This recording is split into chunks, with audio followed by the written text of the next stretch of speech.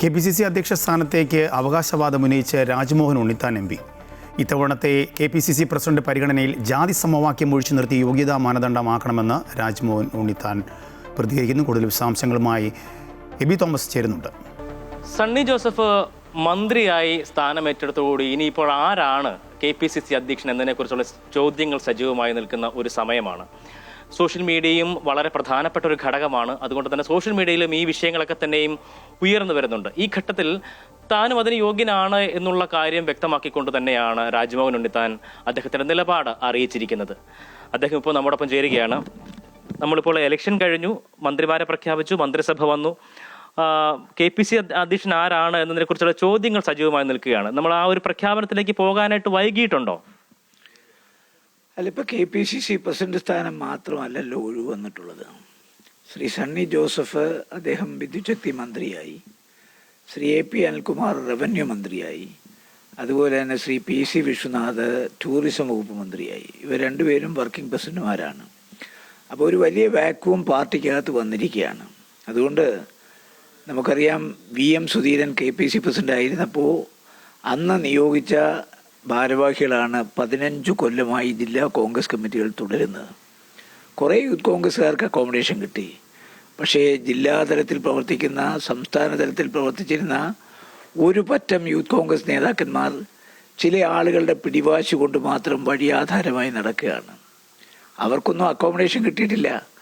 15 കൊല്ലമായി ജില്ലാ കോൺഗ്രസ് കമ്മിറ്റി ഭാരവാഹികളായിട്ടിരിക്കുന്ന ആളുകൾ കേവലം രട്ടിപ്പാടിൽ മാത്രം ഒതുങ്ങി നിൽക്കുകയാണ്. അവരൊന്നും പാർട്ടി യോഗം വിളിച്ചാലൊന്നും പങ്കെടുക്കാറേയില്ല. അവർക്ക് താല്പര്യമില്ല. ഇനിയിപ്പോൾ ഭരണം വന്നുകൊണ്ട് എല്ലാവർക്കും താല്പര്യം വരാം, അതല്ലല്ലോ നമ്മൾ കാണേണ്ട കാര്യം.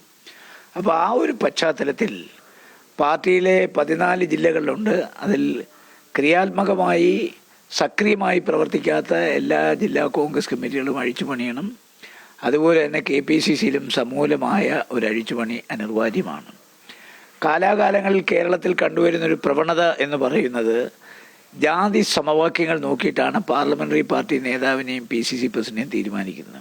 ഇപ്പോൾ പലരുടെയും ജാതി പേര് വെച്ചാണ് പലരും പല സ്ഥാനങ്ങളിലും വന്നിട്ടുള്ളത്. പക്ഷേ അവരേത് സമുദായത്തിൽപ്പെട്ടവരാണോ, സമൂഹത്തിൽപ്പെട്ടവരാണോ, ആ സമൂഹത്തിൻ്റെ ഒരു അംഗീകാരം അവർക്കില്ല. വെറുതെ ജാതി പേര് വെച്ച് ജാതി സമവാക്യത്തിൻ്റെ പേരിൽ അവരെയൊക്കെ ഭാരവാഹികളായി വെച്ചിരിക്കുകയാണ്. അവരെ കൊണ്ട് പാർട്ടിക്കോ അല്ലെങ്കിൽ സമുദായത്തിനോ യാതൊരു ഗുണവുമില്ല എന്നുള്ളത് തർക്കമറ്റ ഒരു കാര്യമാണ്. അതുകൊണ്ട് ഞാൻ ആവശ്യപ്പെടുന്നത് നമ്മുടെ കോൺഗ്രസിൻ്റെ പൈതൃകം, പാരമ്പര്യം, അതുപോലെ തന്നെ പ്രവർത്തനക്ഷമത, നിലപാടുകളിൽ ഉള്ള വ്യക്തത, അതുപോലെ തന്നെ കാര്യമാത്ര പ്രസക്തമായി പ്രവർത്തിക്കാനുള്ള കഴിവ്, ഇതാണ് മാനദണ്ഡമാക്കേണ്ടത്. അല്ലാതെ ജാതി സമവാക്യത്തിൻ്റെ പേരിൽ ഒരു KPCC പ്രസിഡന്റിനെ വെച്ച് പാർട്ടി ഒരു പരുവായി. അതുകൊണ്ട് ഇനിയുള്ള കാലയളവിൽ ഇത്തരം ചിന്തകൾക്ക് യാതൊരു പ്രസക്തിയുമില്ല.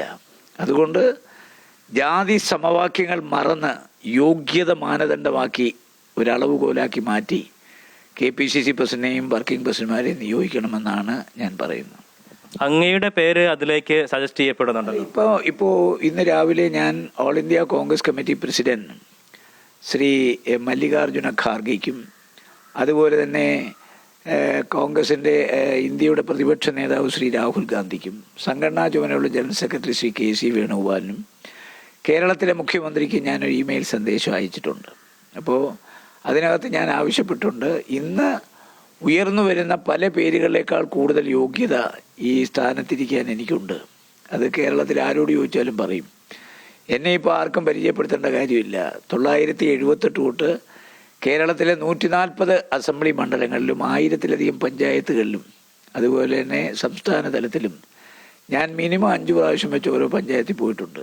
5 പദയാത്രകൾ ഞാൻ പങ്കെടുത്തിട്ടുണ്ട്. കാസർഗോഡ് ട്രിവാൻഡ്രം വരെ നിരവധി സമര പരിപാടികൾക്ക് ഞാൻ പങ്കെടുത്തിട്ടുണ്ട്.